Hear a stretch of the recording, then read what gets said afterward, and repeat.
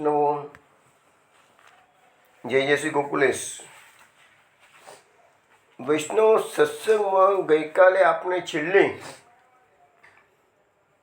14મા અધ્યાયનો જે શ્લોક છે, કોવેતિ ભુમન ભગવન પરાત્મન યોગેશ્વરોતિ ભવતસ્ત્રિલોક્યામ ક્વાહમ કથમ વા કતિ વા કદેતિ વિસ્તારન ક્રીડંસી યોગ માયામ. બ્રહ્માજી કહે છે ભગવાનને યથન સંબોધન કરે છે, ચા સંબોધન કરે છે. હે ભુમન, હે ભગવાન, હે પરાત્મન, હે યોગેશ્વર, 4 રીતે સંબોધન કર્યું છે. યોગ માયાને ફેલાવી આપ જે લીલા કરો છો તે ભગવાનની લીલા કેવી, શા માટે, કેવી લીલા, કેટલા પ્રકારની, ક્યારે કરશો, ત્યાં તને લોકોનું કોઈ જાણી શકતું નથી. ભગવાનની લીલા અગાઢ છે. ભગવાનની લીલા માટે શું કહેવાય છે કે ભગવાન તો લીલાનો સાગર છે. મધુરાષ્ટકમાં મહાપ્રભુજી કીધું છે લીલા મધુરા. હવે આપણે પેલો શ્લોક બોલીએ છીએ, એમાં કે શું કહે છે, લક્ષ્મી સહસ્ત્રલીલાભિ સેવ્યમાનમ કલાનિધિ. તો હજારો લીલાઓના સાગરમાં પ્રભુ વિહાર કરી રહ્યા છે.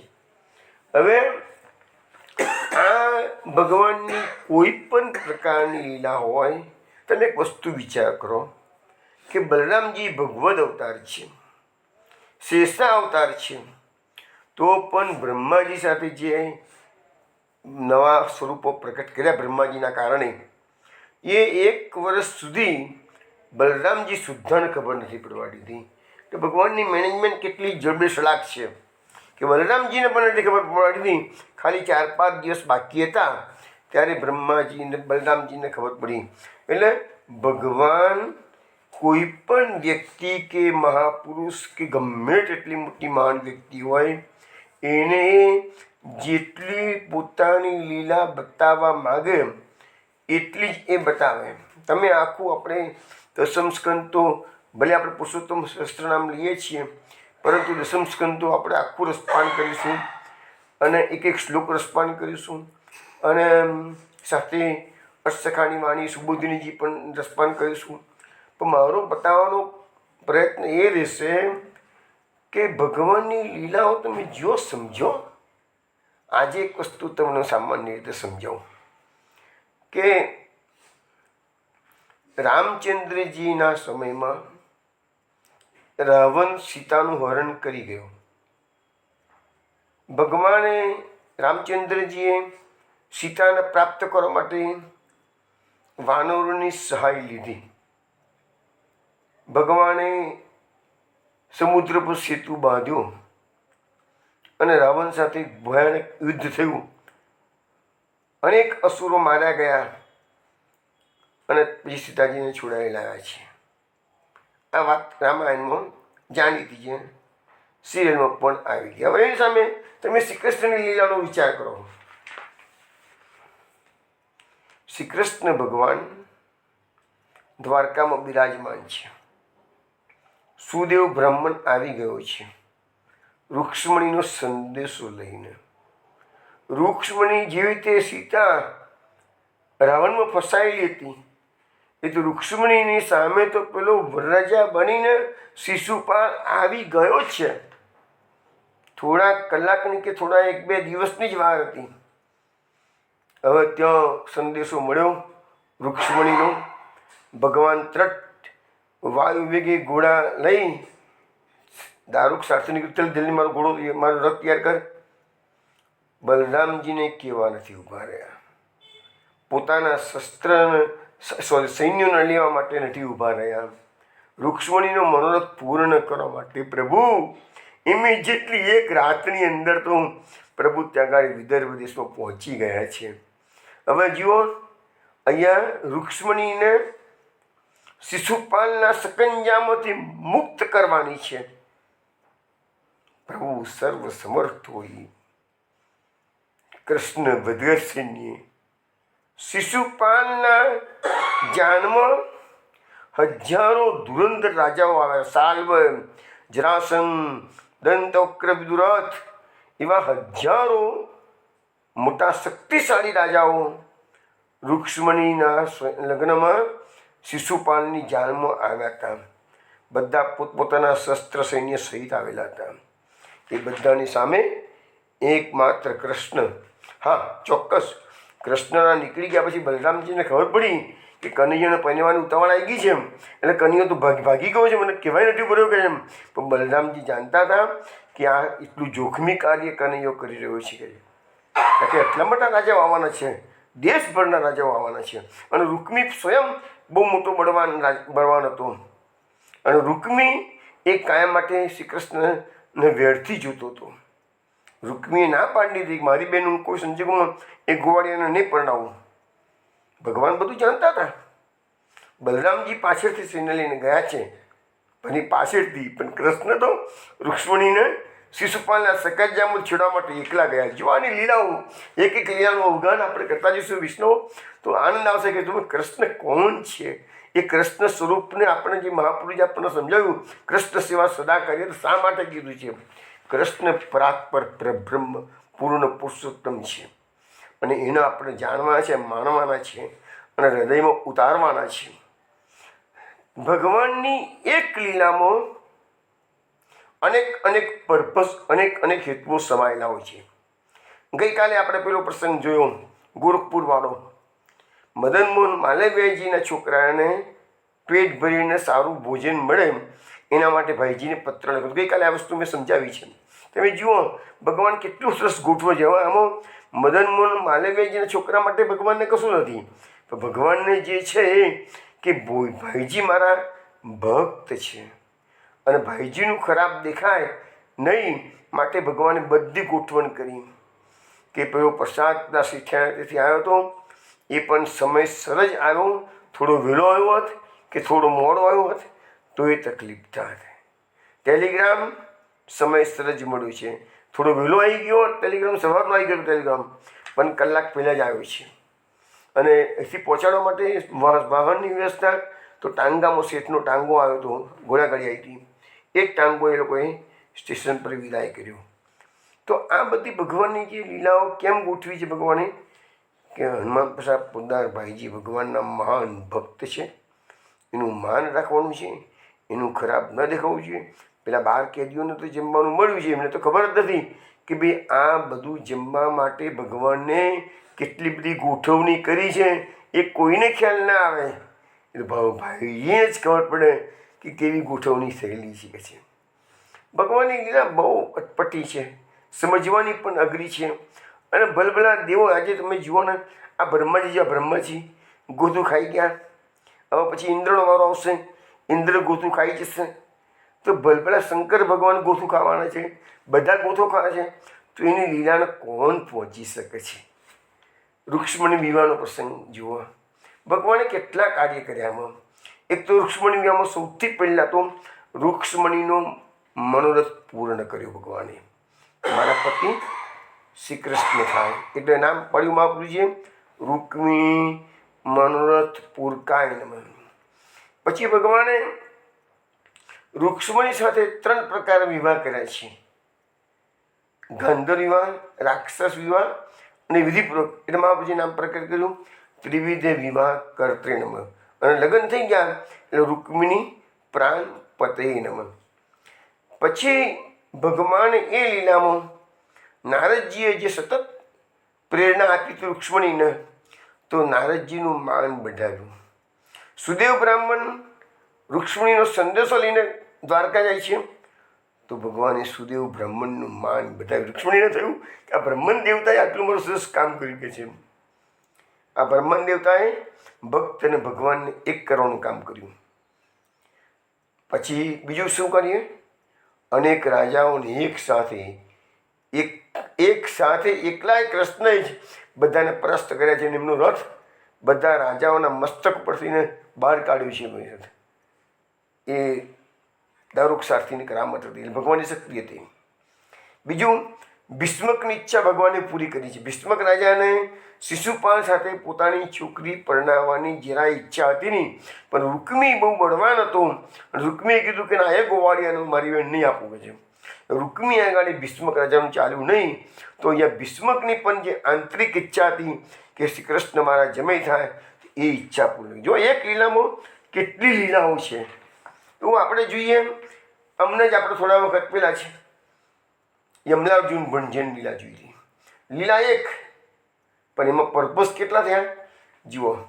પહેલાં તો લીલાની શરૂઆતમાં ભગવાને ગોળી ફોડી નાખી. એટલે જશોદાજીની જે દહીં છાશમાં આસક્તિ હતી અને એને મૂકી અને દૂધ ઉભરાવતું લેવા ગયા, ઉતારવા ગયા, તો જે આસક્તિ હતી ને એ આસક્તિ ભગવાને દૂર કરી. પછી ભગવાન દામણામાંથી બંધાવવાનો જશોદાજી પ્રયત્ન કર્યો, પણ બંધાતા નથી. પણ જ્યારે જશોદાજીમાં દીનતા આવી ગઈ એટલે ભગવાન બતાવવા માગે છે કે હું ભક્તોની દીનતાના વશ છું, ભક્તોની અહંકારને જાય વશ નથી કે છે. પછી ભગવાન જાતે બંધાવાયા છે. પેલી જશોદા માતા જેટલા દોરડા બાંધે છે બધા ટૂંકા પડે છે, 2 આંગળ ટૂંકા પડે છે. નવું દોરડું લાવ્યું, 2 આંગળ ટૂંકું. ત્રીજું દોરડું લાવ્યું, 2 આંગળ ટૂંકું. હવે વિચાર કરે કે આ શું કે છે. તો અહીંયા મહાપુરુષજી આપણને એ થિયરીમાં સમજાવે છે કે 2 આંગળ જે ટૂંકું છે એ ભક્ત અને ભગવાનની વચ્ચે જે 2 આંગળની છીટી રહી ગઈ છે ને, એ અહમતા મમતાની છે.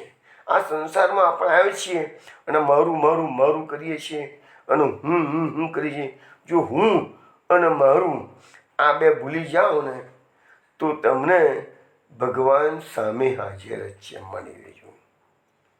સ્વામી રામતીર્થ આપણા ભારતમાં એક મહાન સંન્યાસી થઈ ગયા. એ સ્વામી રામતીર્થ ક્યારે હું શબ્દોનો પ્રયોગ નતા કરતા. એ કહે છે એક વખત સ્વામી રામતીર્થ હિમાલયમાંથી પસાર થતા હતા. ઉપરથી શિલા ગબડતી ગબડતી ગબડતી ગબડતી આવી. મોટી શિલા, પ્રચંડ શિલા હતી. રામતીર્થે જોયું કે આવી રહી છે કે છે. એટલે તરત જ એ રામતીર્થ પોતાની જાતને બાદશાહ માનતા હતા. હું તો શહેનશાહનો પણ શહેનશાહ છું કે છે. એમ કેમ? એવી આ ભક્તિની ખુમારી છે. અમુક અભિમાન જો શબ્દો પ્રયત્ન કરજો. દીનતા, અભિમાન અને ખુમારીમાં પાછો ફરક છે. ભક્તોની એક ખુમારી, એક મસ્તી છે, એને ખુમારી કહેવાય છે. અને અભિમાન એટલે હું કંઈક છું એ અભિમાન આવ્યું. તો કે રામ કહેતા હે રૂક જા, અને પેલી શિલા હવામાં એમ ને એમ સ્થિર થઈ ગઈ. સંન્યાસીનું વચન નિર્જીવ પદાર્થો પણ માન આપે છે. પણ એ સંન્યાસીઓ એ રિયલ સંન્યાસીઓ હતા બધા. એ રિયલ, આમ તો હમણાંની જ વાત છે. વિવેકાનંદના સમયમાં જ આ રામતીર્થ થઈ ગયા છે. વિવેકાનંદ રામતીર્થનું મિલન પણ થયેલું છે. બંને મહાપુરુષોના મુલાકાત થયેલી છે. તો સ્વામી રામતીર્થ શું કહે છે? રામ કહેતા હું કહું છું રોકાઈ જાય એમ નથી કીધું. રામ કહેતા રૂક જા, પોતાની જાતે રામ કહેતા હતા. તો એ અહમતા મમતાનું 2 આંગળનું ટૂંકું દોરડું એ ભગવાનની પાછા ફેરતી. જશોદાજીની દીનતા જોઈ, થાકી ગયા, પસીનો વળી ગયો, એટલે ભગવાન જાતે બંધાઈ ગયા. પછી યમલાર્જુન વૃક્ષોનો ઉદ્ધાર તો કરવાનો હતો, એ તો લીલાનું મુખ્ય કાર્ય હતું. એમાં બી કેટલું કામ થયું કે નારદજીએ જે વચન આપેલું કે કૃષ્ણ અવતારમાં કૃષ્ણ તારો ઉદ્ધાર કરશે, તો એ ભગવાને નારદજીનું વચન પરિભક્ત વાક્ય પરિપૂર્કાય નમઃ.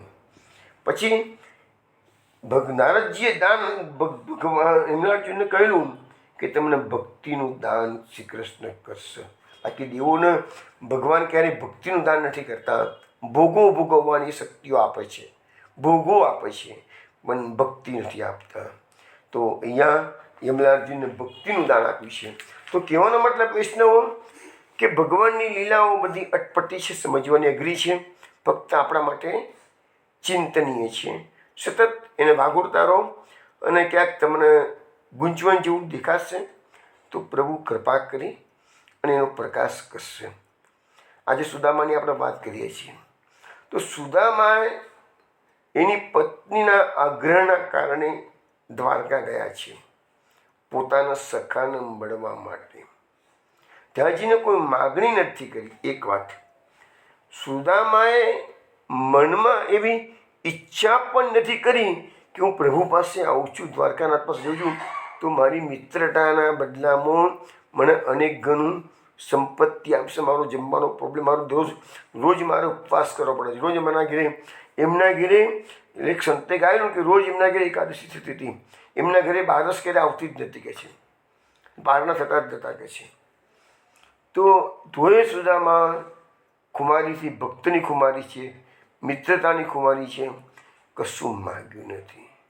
અને ભગવાન પણ પાછા એવા ચાલાક નીકળ્યા કે એમની મનગતિ ખૂબ સુંદર રીતે કરી. પણ જ્યારે સુદામાજી પાછા વિદાય થાય છે ને, ત્યારે એ વખતે તો સુદામાના હાથમાં એક 5 પૈસા નથી મૂક્યા ભગવાને, એક કોડીએ નથી મૂકી ભગવાને.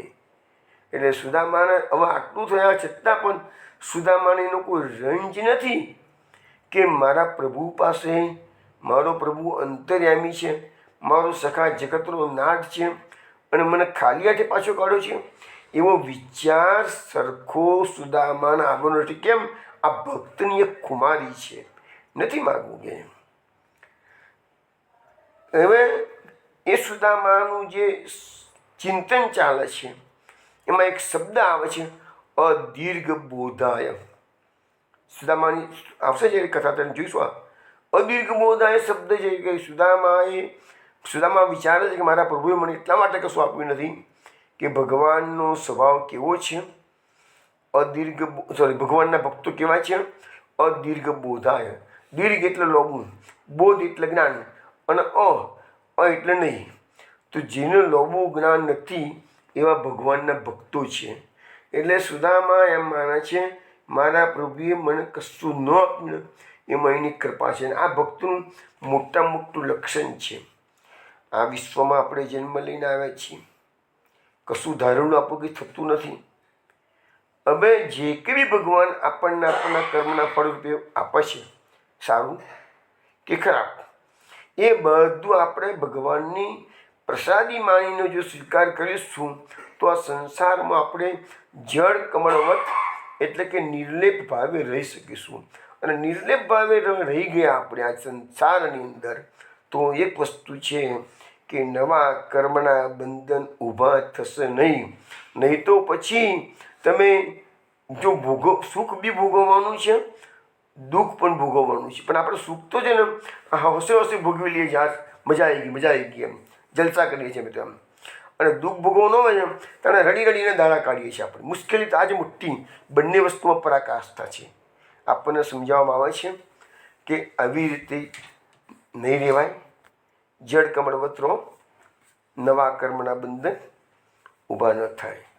હવે એ ભગવાન સુદામા બધું વિચારે છે, પણ એ ભગવાન જ્યારે સુદામાપુરી પોરબંદર પહોંચે છે ત્યારે એને ખબર છે હો મારો પ્રભુ કેવું છે કે કશું બોલ્યા કર્યા વગર ચૂપચાપ બધું આપી દીધું કે છે.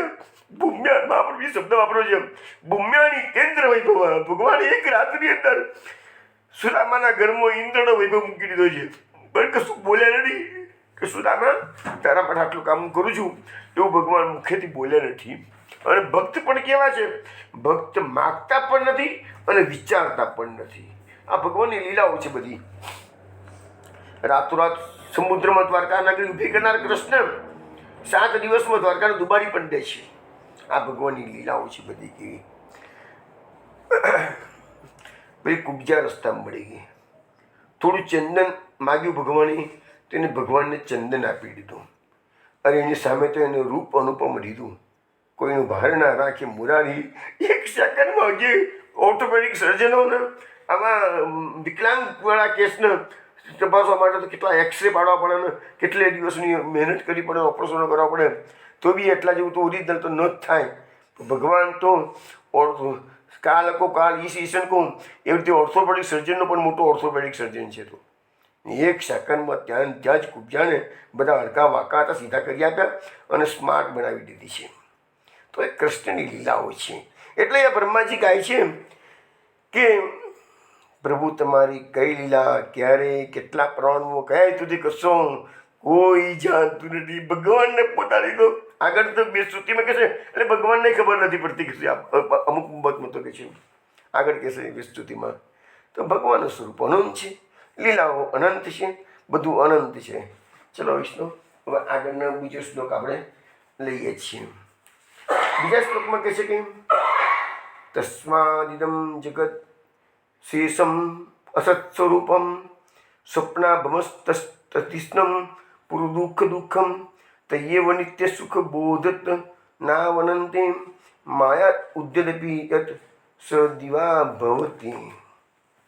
હવે એનો અર્થ એવો થાય છે કે આ સંપૂર્ણ જગત સ્વપ્ન જેવું છે. પહેલાં પેલું તમે સમજવાનું આ બ્રહ્માજીની સ્તુતિ છે અને શ્લોક છે.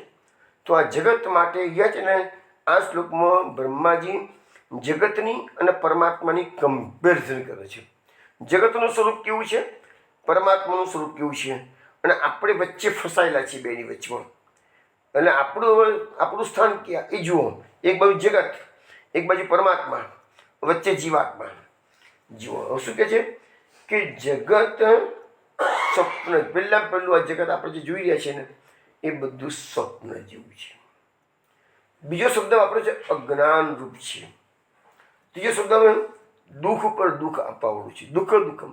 અહીંયા શબ્દ પૂરું દુઃખ દુઃખમ. અને દુઃખોનો ભંડાર. સંસારમાં કોઈ સુખી છે જ નહીં. કેમ? મોટામાં મોટું દુઃખ કયું? તો શંકરાચાર્ય આપણને સમજાવ્યું છે પુનરપી જનનમ પુનરપી મરણમ પુનરપી જનની જઠરે શયનમ. આ સંસારનું મોટામાં મોટું દુઃખ એ છે કે વારંવાર જન્મવું, વારંવાર માતાના ગર્ભમાં જવું, વારંવાર જન્મવાનું, વારંવાર મરવાનું કહે છે. હવે મરવાનો સમય આવે ત્યારે દરેકને વેદના થતી હોય છે. હાર્ટ એટેકથી મળી આ વસ્તુ જુદી છે પણ એ બધી છે. પછી જન્મવાનો સમય આવે છે તે વખતે બી બાળક જ્યારે નીકળતું હોય છે ગર્ભમાંથી તે એ ગર્ભવાસ જ નરકવાસ કહેવાય છે. મરણની વેદના, ગર્ભવાસની વેદના, જન્મ વખતની વેદના, તો બધી વેદનાઓ. એટલે આ સંસાર દુઃખોથી ભરેલો છે. ભગવાન આપણને જીવાત્માને પૃથ્વી પર મોકલીને તક આપે છે કે બેટા તું જા મારી ભક્તિ કરજે, હવે હું તને આમાંથી મુક્ત કરી દઈશ. પણ આપણે બધા ચકી ગયા છીએ, ભૂલી ગયા છીએ કે પ્રોમિસ કર્યું છે ભગવાનને. હવે ભગવાનનું સ્વરૂપ બતાવવા છે. ભગવાનનું સ્વરૂપ કેવું છે? પરમાનંદ. પરમાનંદ આપનારું છે. પરમ જ્ઞાન સ્વરૂપ છે અને અનંત શીખે છે. તો હવે આ જગતના ગુણધર્મ 3, એવા ભગવાનના 3 ગુણધર્મ બતાવ્યા. આ જગત ભગવાને પોતાની માયાથી ઉત્પન્ન કર્યું છે અને પોતાની માયાથી પાછા આ જગતને એ સમય આવશે પ્રલયનો તાને વિલીન પણ કરી દેશે. પરંતુ આપમાં ભગવાનની સત્તાથી આ જગત આપણને બધાને સત્ય જેવું પ્રતીત થઈ રહ્યું છે. સવાલ શું છે કે આ જગતની ભગવાન મૂળ પુરુષ અને પ્રકૃતિ, ને પ્રકૃતિ એ ભગવાનની માયા. એમાંથી આ સંસારની આખી ઉત્પત્તિ થઈ છે. હવે જે માયા છે ને એના માટે આપણા ત્યાં કહેવામાં આવે છે, વલ્ભાખ્યાનમાં બહુ સુંદર વાતો કરેલી છે. વલ્ભાખ્યાનમાં કીધું છે ભક્તિ સુંદરીને માયા દાસી બે મૂર્ત પ્રગટાઈ. ભગવાને સૌથી પહેલાં પુરુષ અને પ્રકૃતિ. પ્રકૃતિ તો એટલે માયા, પણ ભગવાને સામે ભક્તિને ઉત્પન્ન કરી છે, ભક્તિ મહારાણીને. તેમાં પહેલી નખશિક શુભગા શ્રી હરિને મન ભાવી. એટલે જે ભક્તિ છે એ ભગવાનને ગમી ગઈ છે. કૃપા કટાક્ષે હુવા અક્ષરમાં ઉપન્યાસ સત્વનંત ભક્તિલીન હુવા સૌભાગી તે વૈષ્ણવ ગુણવંત. હવે જે વૈષ્ણવો છે ભગવાને જેને ભક્તિ પ્રદાન કરેલી છે એ બધા સૌભાગ્યશાળી થયા. એટલે ઘણી વખત સમજાવું છું ને કે ભગવાનની ભક્તિ એ કોઈ ખાવાના ખેલ નથી. ભગવાનની ભક્તિ પરમ કૃપાનો અનુભવ થાય એ જ કરી શકે છે, બાકી ના કરી શકે. પૈસા કમાવાના ઇઝી છે, ભક્તિ પ્રાપ્ત કરી અને કૃષ્ણને રીઝવવા ઘણા અઘરા છે. જન્મોના જન્મો નીકળી જાય એમ હતું કે છે. પછી કહે બીજી કટાક્ષી જે જેનું માયામો થયા લીન કર્મ જડ આસુર અન્ય ઉપાસક ભજન ધર્મથી. હવે જે માયાથી ભગવાનના જે ઉત્પન્ન થયા છે એ બધા માયામાં લીન થઈ ગયા છે. એટલે આપણે બધા માયાથી આપણે આ દુનિયામાં ચારે બાજુ તમે જુઓ છો ને આજે તો બધા માયાથી ગ્રસિત થયેલા છે. ભલભલા મોટા મોટા કથાકારો જે ટીવી પર આવે છે કે મોટા મોટા પ્રવચનો થતા જો સાંભળો છો, એક વ્યક્તિ માયાના અસર હેઠળ જ કાર્ય કરી રહી છે.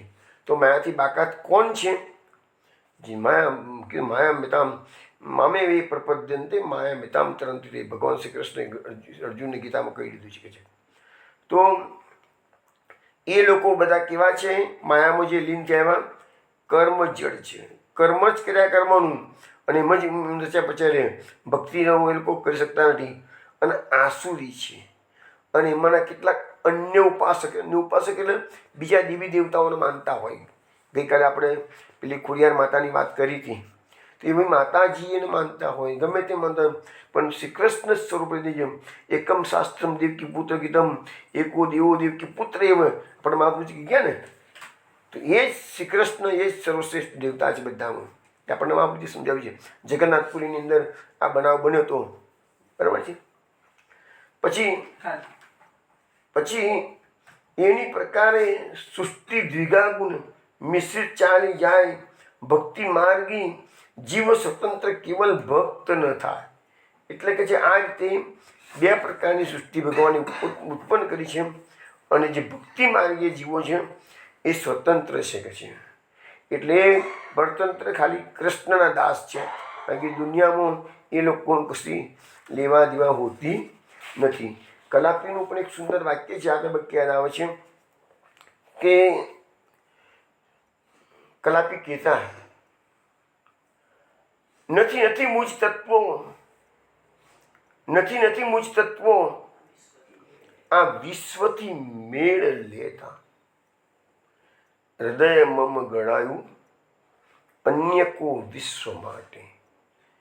કલાપી એક ખુમારી વાળો ભક્ત કવિ થઈ ગયો, નાની ઉંમરમાં 26 વર્ષની ઉંમરમાં પહોંચી ગયા. પણ એની મસ્તી છે ને, હું આ બધું તો મેં છે ને કોલેજ લેવલ વાંચેલું. કોલેજ લેવલે કલાપીની કવિતાઓ ઘણી મેં વાંચેલી, અને મને મોટું બધું યાદ રહી ગયું હતું. તેમાં આ પંક્તિઓ મારા મગજમાં ઉતરી ગઈ બરાબરની. નથી મુજ તત્વો, મારામાં જે કંઈ ભગવાને મૂક્યું છે આ વિશ્વથી મળતા, મને આ વિશ્વના લોકો સાથે ફાવતું નથી કહે છે. કે ભગવાનના ભક્તો સાથે જ ફાવે, દુનિયાના લોકો સાથે ના ફાવે. આ સ્પષ્ટ વસ્તુ છે, એ જ વસ્તુ કલાપી કાવ્ય રૂપે બતાવી રહ્યા છે. નથી મુજ તત્વો આ વિશ્વથી મેળ લેતા, આ વિશ્વ સાથે મારો તાલમેલ બેસતો નથી. હૃદય મમ ગળાયું, ભગવાને મને એવું હૃદય આપ્યું છે, અન્ય કો વિશ્વ માટે, હું કોઈ બીજા જ વિશ્વનો માનવી છું, અને ભૂલથી આ કળિયુગમાં આવી ગયો છું. અને એવું છે. એવી રીતે કલાપીનું શું છે કે જ્યારે 23મો જન્મદિવસ હતો, 26 વર્ષ જીવ્યા, કોઈને ખબર તો હોય ને મૃત્યુ કરાવવાનું છે, પણ 23મા જન્મદિવસે એમને જે કાવ્ય લખ્યું હતું ને, એ કાવ્યમાં શબ્દો આ પ્રકાર હતા: 2-4 જન્મદિવસો વહી જશે ને મૃત્યુનું જળદ પાક સમીપ થશે, સુલાન મળી એટલી કાળની. જો 23મા જન્મ છે એને ખબર નથી કે અમારા 2-3 જન્મદિવસ બાકી રહ્યા છે, 26 વર્ષો તો મરી ગયા છે. એને ચોખ્ખું લખ્યું એના કાવ્યમાં 23મા જન્મદિવસે 2-4 જન્મદિવસો વહી જશે ને મૃત્યુની જલદ પાંખ સમીપ થશે, સુલહન મળી એટલી કાળની. શું કાળની? મને આ ભેટ મળવાની છે હવે કે છે, મૃત્યુની ભેટ મળવાની છે કે છે. આવું કલાપી કીધું. એટલે કહેવાનો મતલબ કે મસ્તીની બધી વાતો છે, ઠીક છે, પણ ભગવાનના ભક્તો હંમેશા ખુમારીવાળા હોય, એને દુનિયાની ચિંતા કરતા જ નથી. ચલો વિષ્ણુ, આપણે આગળનો શ્લોક જોઈએ છીએ. હવે ખાસ વસ્તુ વિષ્ણુને કહેવાની છે કે આવતીકાલે હોળી છે, એટલે ઉત્સવના કારણે કાલે સત્સંગ રાખ્યો નથી, પણ હવે આપણો સત્સંગ આજે પૂરો થશે 9 વાગે પછી, તો સીધું હવે સોમવારે રાત્રે આપણે ગૂગલ મીટ પર પાછું રાબતા મુજબ મળીશું. પણ કાલે ગૂગલ મીટ પર સત્સંગ નથી, હોળીના કારણે છે, બરાબર છે. વૈષ્ણવ ધ્યાનમાં રાખી લેજો. હવે આપણે વાત કરતા હતા કે આ જગત છે એ અસત છે, અને પ્રભુ છે એ સત્ય છે. એ વાત આપણે સમજવાનો પ્રયત્ન કર્યો. એના માટે ગીતાજીમાં અમને એક સુંદર શ્લોક છે: ના સતો વિદ્યતે ભાવો, ના ભાવો વિદ્યતે સત, ઉભ્યોરપી દ્રષ્ટુમ તું અન્યો તત્વદર્શીભિ. એટલે ભગવાન શ્રી કૃષ્ણ અર્જુનને સમજાવતા કહે છે કે આ જગતમાં અસત પદાર્થોની સત્તા નથી અને સતનો અભાવ પણ નથી. એટલે જે દુનિયામાં કોઈ જગ્યાએ તમને સત્તા એટલે કે એ ચારે બાજુ એનું જે વર્ચસ્વ હોય એ અસત્ય પદાર્થોનું ક્યારેય વર્ચસ્વ હોય. એટલે આપણે કહીએ છીએ ને કે પાપ તો છાપરે ચડીને પોકારે. એટલે કોઈ વખતે કોઈનો સિતારો ખોટા કામ કરતો હોય અને સિતારો ચમકતો હોય ત્યારે આપણે કંઈક ઘરે જો પેલો આટલો હવે ખોટા કામ કરે છે તો કોઈ તો લીલા લહેર છે. પણ અહીંયા ગીતામાં લખ્યું છે કે અસત પદાર્થની સત્તા નથી. એ અસત એટલે સત ખોટું એટલે ખોટું જ છે. સમય જતાં ભાંડું ફૂટે એનું. અને સતનો અભાવ નથી. એટલે જે લોકો સત્ય પુરુષો છે અથવા એનો અર્થ એવું પણ થઈ શકે કે આ દુનિયામાં તમે ચારે બાજુ જે નજર કરો છો એ જગત મિથ્યા છે અને એક અંદરનો જે જીવાત્મા છે, પરમાત્મા છે, અંતર્યામી છે, જે ચેતન તત્વ છે એ સત છે. એટલે સતનો અભાવ નથી. સત તો રહેવાનું જ છે બધી કહે છે. બીજી વસ્તુ છે ભગવાન સચ્ચિદાનંદ છે. તો આ જગત ઉત્પન્ન કર્યું છે એ ભગવાનના સદંશમાંથી ઉત્પન્ન થયેલું છે.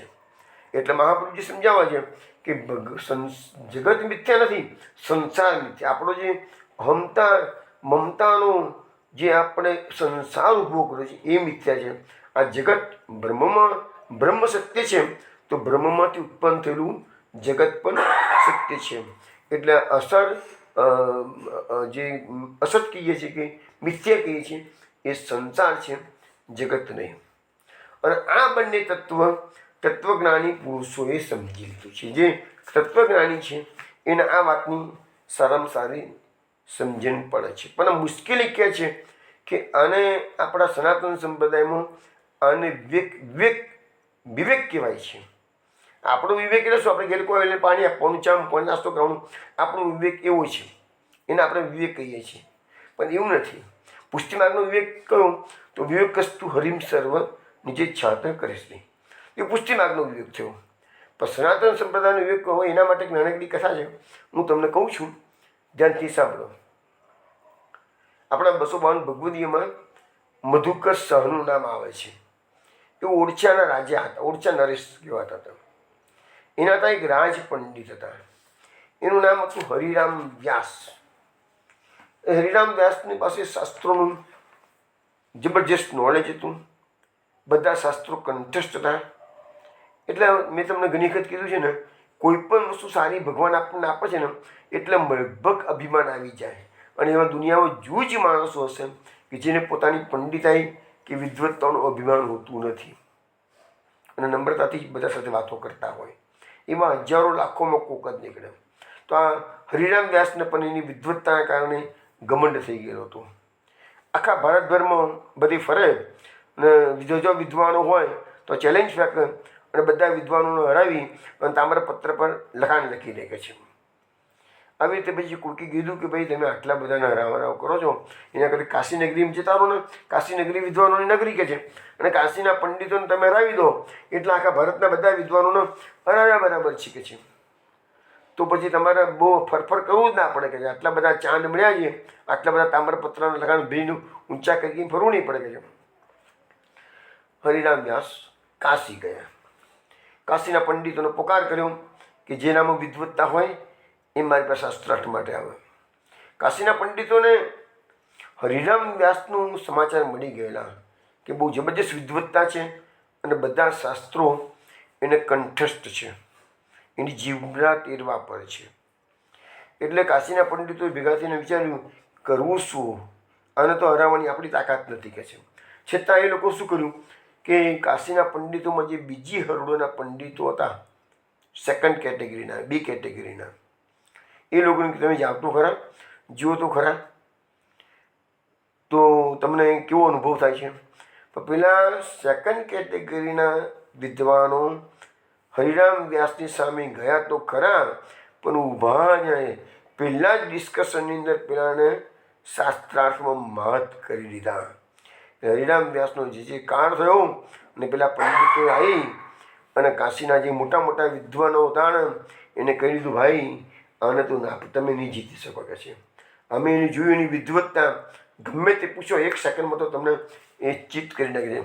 એક સેકન્ડમાં તો તમે હરાવી દે શકે છે. એટલે તમારું અપમાન થવાની પૂરી શક્યતા છે કે છે. હવે કાશીના વિદ્વાનો ગભરાયા કે સાલો આ શું કહે છે. એટલે કાશીના વિદ્વાનો ગયા. કાશીના વિદ્વાનોનો આશ્રય કોણ છે? તો વિશ્વનાથ, કાશી વિશ્વનાથ મહાદેવ. એ લોકો વિશ્વનાથના મહાદેવના મંદિરમાં ગયા. શંકર ભગવાનને વિનંતી કરી, પ્રભુ આ નગરી તો શંકર ભગવાનની કહેવાય. પ્રભુ આ નગરીમાં અમે તમારા આધારે નિવાસ કરી રહ્યા છીએ. પ્રભુ અમારું જીવન શાસ્ત્રોમય જ ગયેલું છે અને એ શાસ્ત્રોથી આજે અમારી અપમાનિત થવાનો વારો આવશે કે છે. અમારી લાજ તારા હાથમાં છે. જેવું શરણાગતિનો સિદ્ધાંત પાછું અગેન શરણાગતિ આવી પાછી અહીંયા. એટલે કાશી વિશ્વનાથ મહાદેવને બધા પંડિતોજીને વિનંતી કરી કે આનો કોઈ રસ્તો કરો કે અમારું નાક ના કપાય. અમારું નાક કપાશે તો કાશી નગરીનું પણ નાક કપાશે અને વિશ્વનાથ મહાદેવનું પણ નાક કપાશે. એ પછી બધા પંડિતો ઘરે ગયા. પછી એમાંનો એક મુખ્ય જે પંડિત હતો એના સપનામાં શંકર ભગવાન આવીને કીધું કે તમે બિલકુલ ચિંતા ના કરશો, તમારો પ્રશ્ન હું હલ કરી આપું છું કે છે. એટલે પેલા ઉઠ્યો અને જોયું ખરું કે સપનામાં તો મહાદેવજી આવીને કહી ગયા છે. બીજી દિવસ સવારે શું થયું કે પેલા હરિરામ વ્યાસ રાહ જોઈને બેઠા હતા કે કાશીના બધા એ કેટેગરીના વિદ્વાનો જો આવ્યા નથી અને એના નામ સાંભળે ને આટલા ટોપ લેવલના વિદ્વાનો કહેવાય એમ. એ તો અગાઉ દિવસે ગયા હતા અને પેલા નાના નાના છોકરાઓ, નાના નાના વિદ્વાનો ગયા હતા. જે ટોપ લેવલના નામ સાંભળેલા મને કોઈ ગયું નહોતું. એટલે પેલા રાહ જોઈને બેઠા બીજે દિવસે. કારણ કે એને તો અગાઉથી પડકાર ફેંકેલો જ હતો. પણ બીજે દિવસે હરિરામ વ્યાસનો જ્યાં મુકામ હતો ત્યાં એક 10-12 વર્ષનો બટુક બાળક બ્રાહ્મણના વેશમાં જાય છે. બહાર વ્યાસજીના શિષ્યો બેઠેલા હતા. એને કીધું વ્યાસજી સાથે મુલાકાત થશે. તેને પેલા શિષ્યોએ પૂછ્યું, મહારાજ, બટુક મહારાજ, તમે શાસ્ત્રાર્થ માટે આવ્યો છો? તેને બટુક મહારાજ કહે છે, ભાઈ હું તો નાનો બાળક છું. હું એવા પંડિતની ટોલે હું ક્યાં આવી શકું કે છે. મારું એવું સામર્થ્ય ક્યાં છે કે હું શાસ્ત્રાર્થ કરવા આવ્યો છું. પણ આ તો મેં સાંભળ્યું છે કે આખા ભારતના પંડિતોને જીતીને પંડિતજી વ્યાસજી પધારે છે તો મારા મનમાં થોડીક મૂંઝવણ છે કે છે. એટલે હું તો માર્ગદર્શન લેવા માટે આવ્યો છું. એટલે તરત અંદર એમના સેવકોએ ખબર કરી કે હરિરામ વ્યાસને કે કોઈ 8-10 વર્ષનું બાળક આવ્યું છે અને તમારી સાથે મુલાકાત માગે છે અને થોડીક મૂંઝવણનો ઉકેલ માગે છે. હરિરામ વ્યાસે કીધું અંદર મોકલો કે છે. એટલે 10 વર્ષનું બાળક તો જાય છે. પછી હરિરામ વ્યાસને એ જ પૂછ્યું, શાસ્ત્રાર્થ કરવાનો છે? તો કે નાના નાના પંડિતજી, એવું તો મારી તાકાત નથી, મારું ગજું નથી કે છે. પણ હું તો તમને મારી મૂંઝવણ છે ને એટલે પૂછવા આવ્યો છું. તો પંડિતજી કહે છે, વ્યાસજી કહે સારું પૂછો. એટલે પહેલો પ્રશ્ન બટુક બ્રહ્મચારીએ પૂછ્યો, શાસ્ત્રોનું ફળ શું? એટલે વ્યાસજી જવાબ આપ્યો, વિદ્યા. બટુકે બીજો જવાબ પ્રશ્ન પૂછ્યો, વિદ્યાનું ફળ શું? તો જવાબ મળ્યો વિવેક. બટુકે ત્રીજો પ્રશ્ન પૂછ્યો, વિવેક એટલે શું? વ્યાસજીએ જવાબ આપ્યો, સત અને અસતનો તફાવત જે સમજી શકે છે એનું નામ વિવેક. જોયું, આપણે વિવેકની વ્યાખ્યા નિજેચ્છા અર્થ કરી શકીએ, એ પુષ્ટિ માર્ગીય વ્યાખ્યા. આ સત અને અસત એનો જે ડિફરન્સ પડે છે, એ તફાવત જે સમજે છે એ સનાતન સંસ્કૃતિનો વિવેક. હવે આ વસ્તુ જેવી કીધી વ્યાસજીએ એટલે બટુક બ્રહ્મચારીએ કીધું, તો વ્યાસજી, તમે આખા ભારતમાં બધા પંડિતોને હરાવીને ચાતું ફેલાઈને ફરો છો, તો શું તમે સતનો સ્વીકાર કરી અસતનો ત્યાગ કર્યો છે? અરે રે, વ્યાસજીને જિંદગીમાં પહેલી વાર કોઈએ પડકાર ફેંક્યો હોય.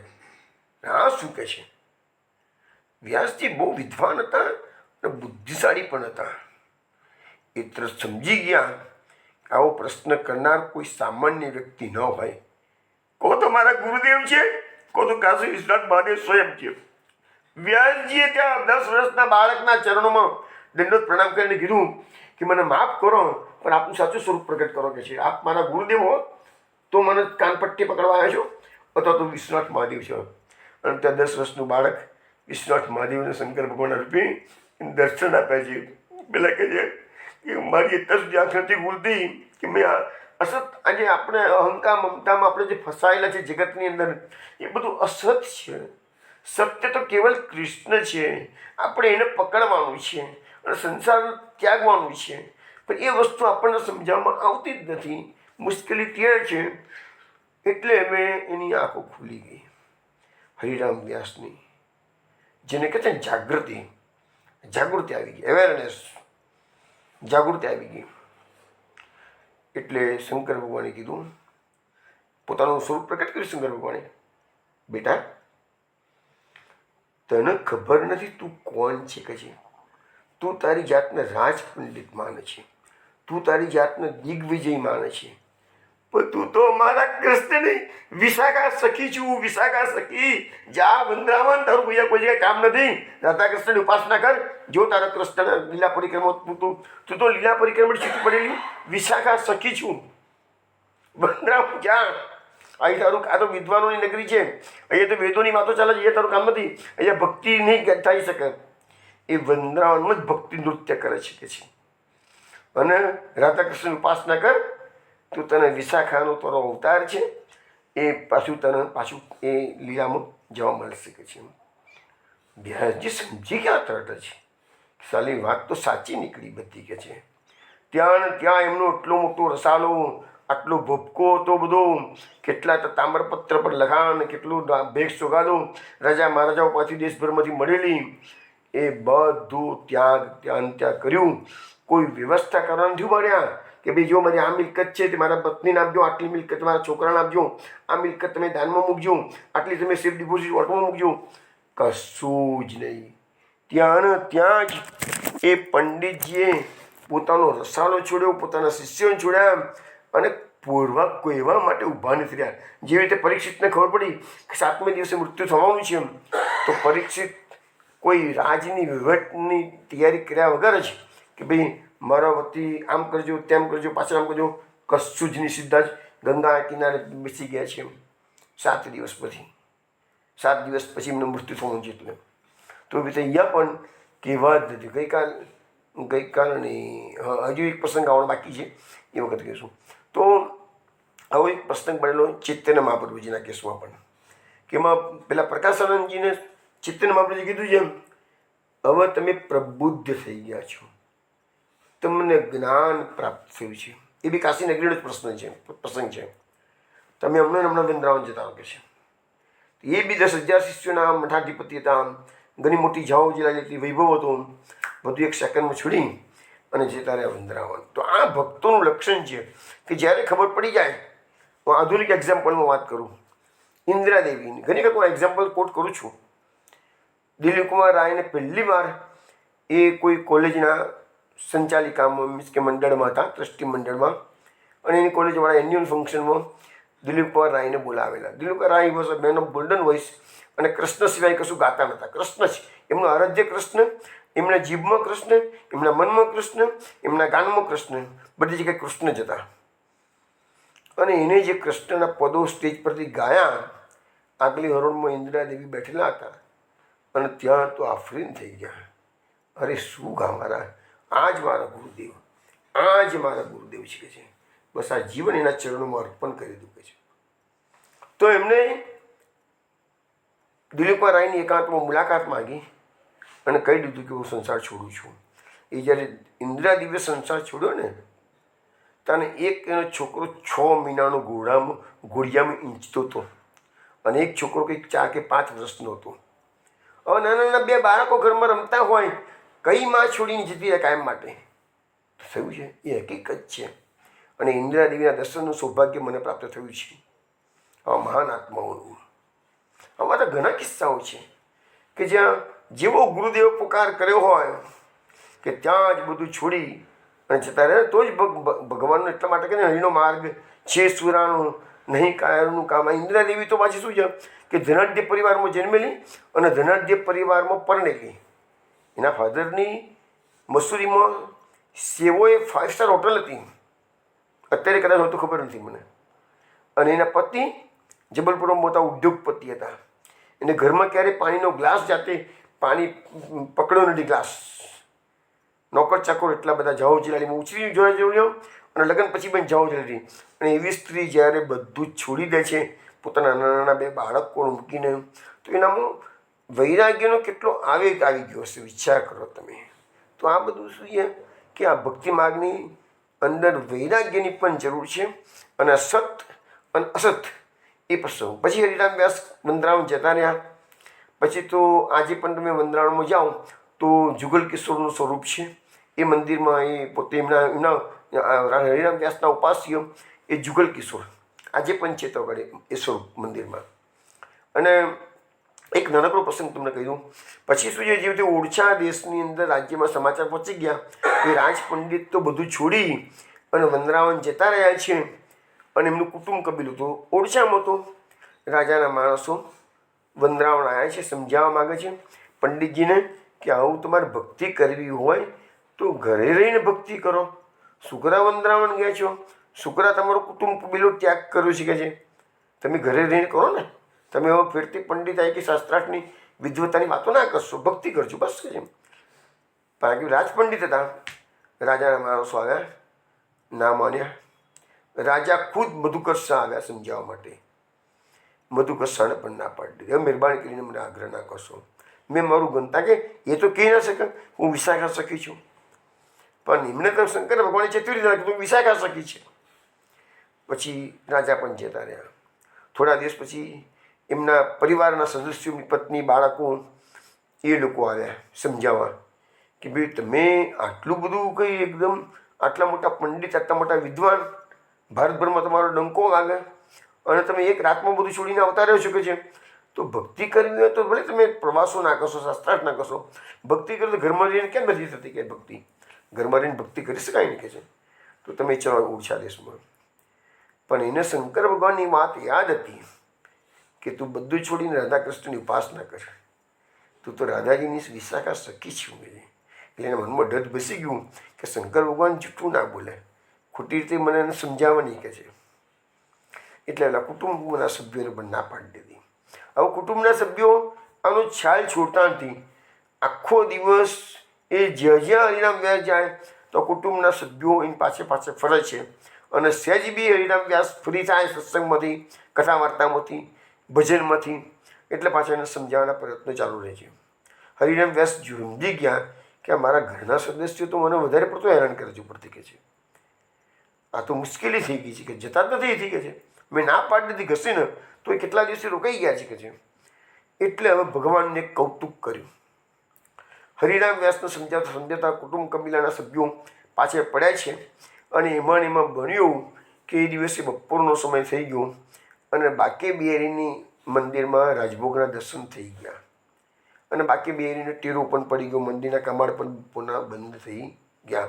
હરિરામ વ્યાસ એકદમ ખબર પડી ગઈ કે આજે તો મારું મોડું થઈ ગયું છે, મારે મંદિરમાંથી પ્રસાદ રોજ પ્રાપ્ત થાય છે, પણ આજે તો હું ઘણો લેટ પડી ગયો છું કે છે. એટલે દોડતા દોડતા હરિરામ વ્યાસ બાકે બિહારીમાં ગયા તો ત્યાં સુધીમાં તો મક્કા મંદિરના જે મેઇન કમાડ હતું એ બંધ થઈ ગયું હતું. એટલે એમને એ દિવસે પ્રસાદી મળી નહીં. પણ એ દૂરથી જોયું કે જે હરિજનબાઈ આ કચરો સાફ કરે છે એ હરિજનબાઈના સાડીના પાલવના છેડે એને થોડાક પડીલાની અંદર પૂરી કચોડી બાંધેલી હતી. એ મંદિરમાંથી આપ્યું હશે બાઈને ઘરે લઈ જવા માટે. તો એની થોડાક પડેલા હતા અંદર, એમાં પૂરીને કચોડી પેલી બાઈએ બાંધેલી છે. આ હરિરામ વ્યાસ જોઈ ગયા. એટલે હરિજનબાઈને જેને કહે છે, બેન આજે હું પ્રસાદથી વંચિત રહી ગયો છું, તો મને કમસે કમ એક પડેલો, આટલા બધા પડેલો તારી પાસે છે, મને એક પડેલો આપી દે તું કે છે. એક પડેલો બસ કે છે. પણ કે છે મહારાજ તમને ખબર છે કે હું કોણ છું? હું તો આ કચરો સાફ કરનારી હરિજન છું, અંતે જ છું કે છે. તમે મારા હાથનું લેશો બાવા? હરિરામ વ્યાસ કહે છે હું પ્રસાદ માગું છું, બીજું કશું માગતો નથી કે છે. મારા માટે પ્રસાદની કિંમત છે કે છે. તરત પેલી બાઈએ સાડીનો છેડો હતો એનો ગાંઠ છોડી એમાંથી પૂરી કચોરી એક પડેલો હતો એ મારા હાથમાં મૂકી દીધો. પછી બાઈ એના રસ્તે, હરિરામ વ્યાસ એના રસ્તે. એના કુટુંબના સભ્યો જોઈ ગયા. અરે કે હા અમારા પંડિતજી આવા છે, અમે આટલા ઉત્તમ પ્રકારના બ્રાહ્મણો, અમે તો રાજવંશના પંડિત કહેવાઈએ કે છે. અને આ હરિજનભાઈનું ખાય છે કે છે. ચોક્કસ અમારા હરિરામ વ્યાસ વટલાઈ ગયા છે કે કુટુંબના સભ્યો બધા કહે છે ભાગો ભાગો, આની જોડેથી આવા ત્યાં હોય ને તો પણ મેં ઉડસા ના લઈ ગયો હતો.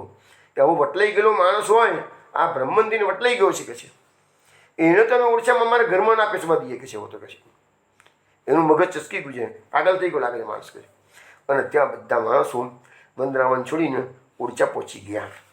તો હરિરામ વ્યાસે ભગવાનને કીધું, વાહ પ્રભુ વાહ, તારે લીલા જબરજસ્ત છે કે જે કામ હું ના કરી શક્યો, આ લોકોને સમજાવ કરતો હતો, એ કામ તે પેલી હરિજન બાઈના માધ્યમથી મારું કામ તે સરસ રીતે કરી દીધું. તો વૈષ્ણવ આ સત અને અસત એ બે વસ્તુ આપણે સમજવાની ખૂબ જરૂર છે.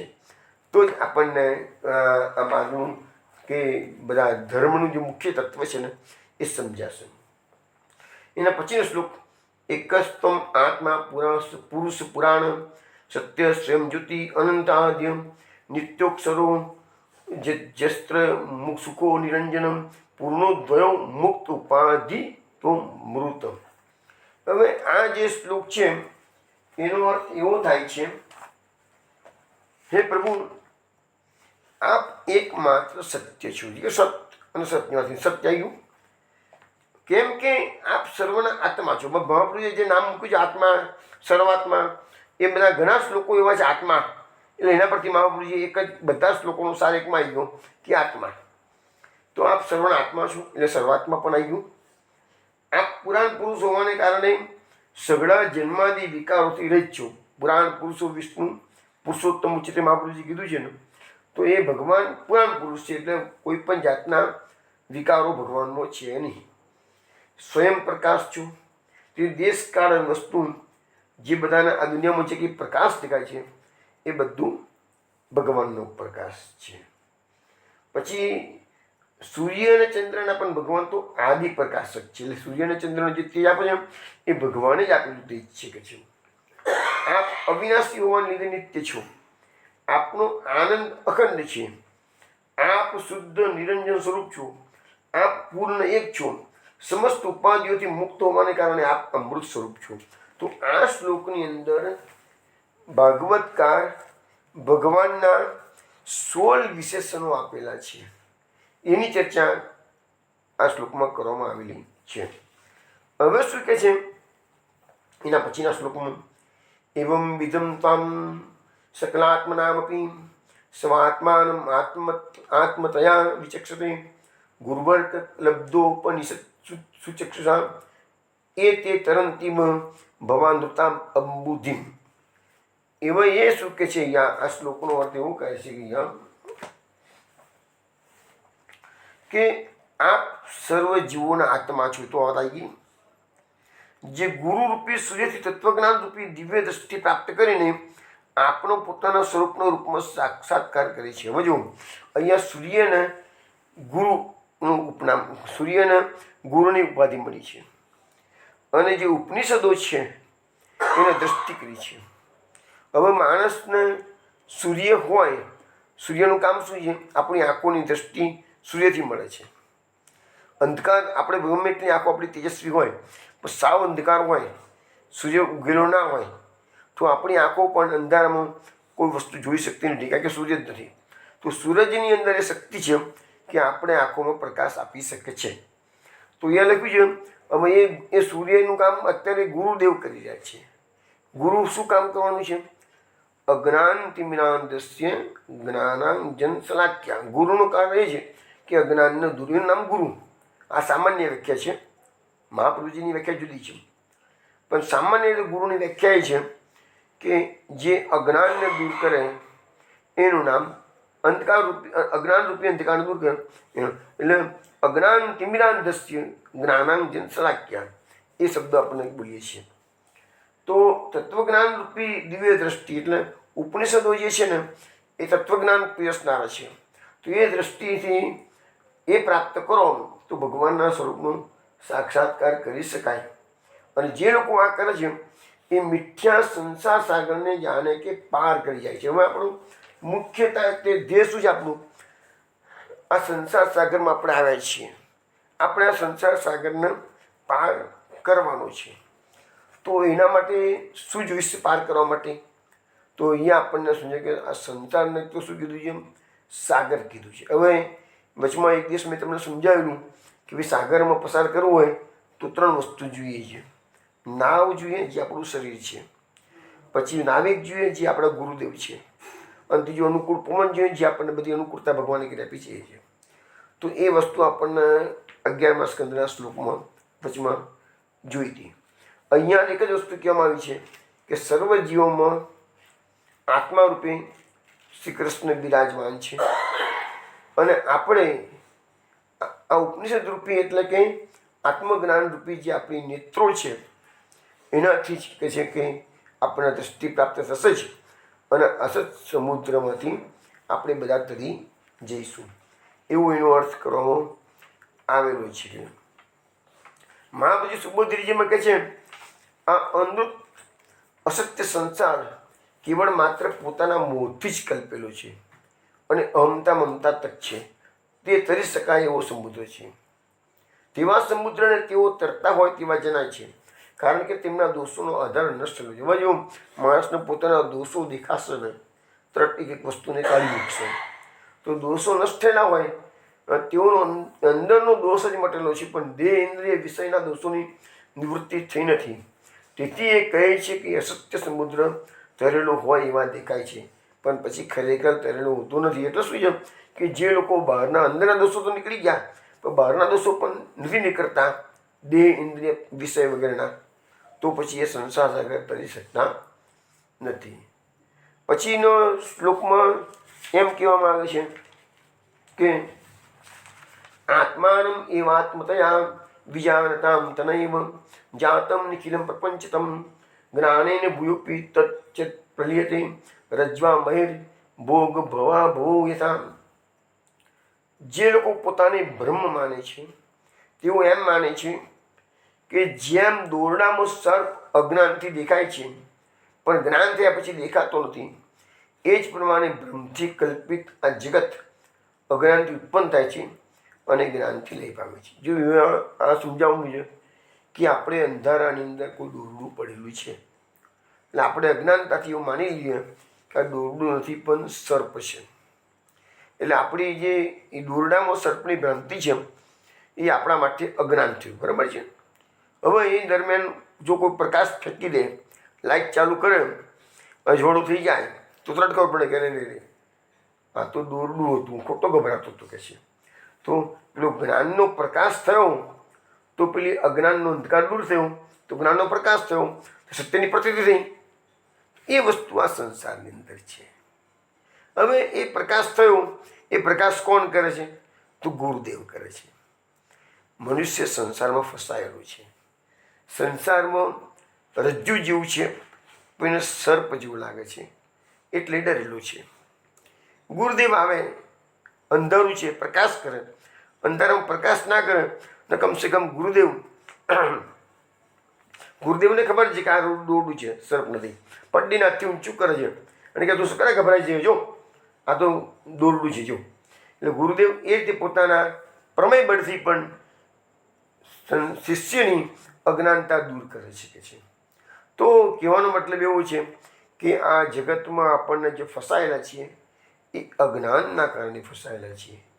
અને જો આપણું અજ્ઞાન છે, એ જ્ઞાનમાં લય પામી જશે. પછી આપણને ખબર પડી ગઈ કે આ જગતમાં કશું સાચું નથી, કેવળ કૃષ્ણ તત્વ છે, એ જ સાચું છે કે છે. હવે અહીંયા મહાપ્રભુજી સુબોધજીને બતાવે છે કે તમને દોરડામાં સર્પની ભ્રાંતિ થઈ કે છે, પણ કોઈક વ્યક્તિ આવી અને દોરડું બાળી નાખે, તો પછી આ સાપ ન હતું એવું જ્ઞાન થાય, તો પણ દોરડું તો પાછું આવતું નથી કે છે. એટલે જ્ઞાનથી કે અજ્ઞાનથી થયેલા બ્રહ્મનો નાશ થાય છે, બીજાનો નાશ થતો નથી. એટલે અહીંયા દોરડાની સર્પની જે વાત કરી એમાં અને આ અજ્ઞાનનો નાશ થઈ જવો જરૂરી છે અને જ્ઞાનનો પ્રકાશ થવો જરૂરી છે. પછીના શ્લોકમાં લઈએ. અજ્ઞાન સંજ્ઞો ભવંત મોક્ષો દોનામ નાન્યો ઋતજ્ઞ ભાવાત અજસ્ર ચિત્યાત્મની કેવલે પરે વિચાર્યમાણે તરણા વિવાહની. જોવા બહુ સરસ શ્લોક છે. એમાં કહે છે કે આ સંસારમાં આપણા બધી જેટલી ચર્ચાઓ થતી હોય ધર્મની, બધામાં બંધન, મોક્ષ, ભક્તિ, આ બધી વાતો થતી હોય, બરાબર છે. તો સંસારમાં બંધન અને મોક્ષ જેવું કંઈ છે જ નહીં. પહેલી વાત જે કહી દીધી, આ બધું અજ્ઞાન છે. હું બંધાયેલો છું કે હું મુક્ત થયો છું એ પણ એક અજ્ઞાન છે કે છે, બીજું કાંઈ નથી. જો વિચાર કરવામાં આવે તો જણાશે કે દિવસ અને રાત્રિ એ સૂર્યના ઉગમા અને આથમવાના કારણે થાય છે. અને સૂર્ય ઉગે છે, આથમે છે, એટલે દિવસ રાત થાય છે. બાકી દિવસ રાત એ થતા નથી. તેમ મોક્ષ છે એ નિત્ય સદાનંદ રૂપ કેવળ નિયામક ભગવાનમાં સત્ય જ્ઞાનના રૂપે રહેલું છે. હવે આના માટે એક એક્ઝામ્પલ આપવામાં આવ્યું છે આ થિયરીને સમજાવવા માટે. જંગલમાં મદારી માકડા પકડવા જાય તો એ શું કરશે? એક માટલું હોય, નાનું મોડું નાનું હોય, એમાં થોડા ચણા મૂકશે. વાંદરાને ચણા બહુ ભાવે, માકડાઓને ચણા બહુ ભાવે. એટલે માકડું શું કરશે? એ માટલાની અંદર ચણા ખાવા માટે હાથ નાખશે. એટલે એની મુઠ્ઠીમાં ચણા આવી ગયા, મુઠ્ઠી બંધ થઈ ગઈ છે. હવે માટલામાંથી મુઠ્ઠી બહાર કાઢવા જાય છે. માટલામાં મુઠ્ઠી ગઈ તો ખરી, તો બહાર નીકળી, કારણ કે મુઠ્ઠી અત્યારે ફૂલેલી છે ચણાના ભરેલા છે, એટલે એ બહાર હાથ કાઢી શકતો નથી. એટલે એને એવું લાગે છે કે હું બંધનમાં પડ્યું છું, મને કોઈ પણ એટલામાં મદારી આવે છે અને એને પકડી લે છે. મદારી લોકો માકડાને આ રીતે પકડતા હોય છે કે છે. તો સવાલ આવ્યો કે પહેલાં એવું માની લીધું કે હું બંધનમાં છું, પણ એ બંધનમાં હતો જ નહીં. ખરેખર એને મુઠ્ઠી છોડી દીધી હોત, મુઠ્ઠી છોડી દીધી હોત તો ચણા નીકળી ગયા હોત, અને ચણા નીકળી ગયા હોત તો એનો હાથ બહાર નીકળી ગયો હોત, તો એને પકડાવવાનો મારો આવતો નહીં. તો આવી રીતે આ બંધન મોક્ષ, આપણે આ વિષયોની આપણી મુઠ્ઠીમાં વિષયો લઈને બેસી ગયા છીએ, આપણે સંસારમાં ફસાઈ ગયા છીએ, સંસારમાં ફસાઈ ગયા છે એવું આપણે માની લઈએ છીએ. પણ એ વિષયનો છુટકારો કરી નાખો તો આપણી મુઠ્ઠી બહાર નીકળી જશે, તો પછી આપણે સંસારમાં મુક્ત થઈ ગયેલા છીએ કે છે. આપણે મુક્તિ અને બંધન વચ્ચે જે છે એ વિષયો છે. ચલો વિષ્ણુ, સત્સંગ આવતા સોમવારે રાત્રે 8 વાગે ફરીથી ગૂગલ મીટ પર મળીશું. કાલે હોળીના કારણે સત્સંગ નથી, તે બધું ધ્યાનમાં રાખજો. ત્યાં સુધી જય જય શ્રી ગોકુલેશ. જય જય શ્રી ગોકુલેશ. જય જય શ્રી ગોકુલેશ. જય જય શ્રી ગોકુલેશ.